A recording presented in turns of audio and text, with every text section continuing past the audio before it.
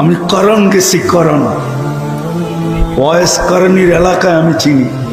আমি 4 বার ইয়ামান গেছি, 4 বার আমি চিনি। হুজুররা তো সব কিতাব, অনেক এলেম হুজুরদের, আমার কোনো এলেম টেলেম নাই। আমি চোখে যা ঘুরছি এটাই আমার কাছে আছে।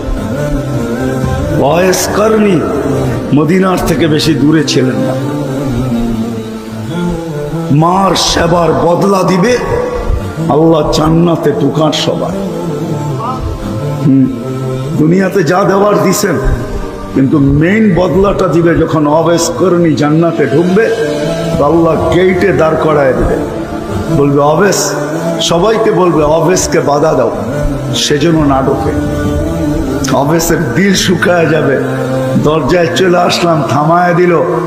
আল্লাহ বলে অবেস, আজকে আমি দুনিয়াকে দেখাইতে চাই।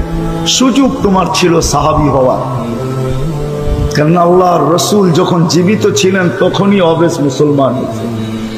সাহাবী হওয়া কত বড় যে দৌলত, এটা আপনাদেরকে আমি এই মুহূর্তে বুঝাইতে পারবো না। যাদেরকে আল্লাহ 1500 মেডেল দিচ্ছেন দুনিয়ায় থাকা অবস্থায়, 1500। কোরআনের 1500 আয়াত আছে সাহাবাদের সামনে, একটা না 1500 আয়াত আছে। সর্বশেষ আয়াত যেটা সাহাবাদের সামনে, কুল্লুন ওয়াদাল্লাহুল হুসনা, আল্লাহ বলেন নবীজি সবাইকে বলে দেন সবার সাথে আমার জান্নাতের ওয়াদা। অবেস সাহাবী হইতে পারত, কিন্তু এক মার এক ছেলে কার কাছে মাকে রেখে যাবে? মুসলমান তো হয়েছেন বটে, আল্লাহর দিকে তাকায় বলছে আল্লাহ মার দিকে তাকায় আমি সাহাবী কোরবান করলাম, আমি মাকে কার কাছে রেখে যাব? জান্নাতের গেটে দিবে আল্লাহ বদলা। আল্লাহ বলবে অবেস দোজখের দিকে তাকাও, তুমি যার উপরে আঙ্গুল উঠাবে তাকে আমি তোমার মার খেদমতের বদলায় জান্নাত দিব। অবেস আঙ্গুল উঠাইতে থাকবে।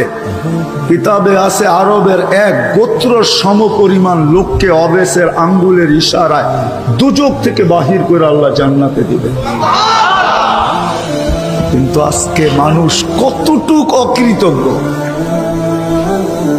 ওই মাকে বৃদ্ধাশ্রমে রেখে আসে, ওই বাবাকে বৃদ্ধাশ্রমে রেখে আসে।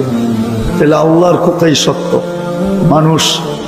মানুষের চেয়ে বড় অকৃতজ্ঞ কেউ নাই।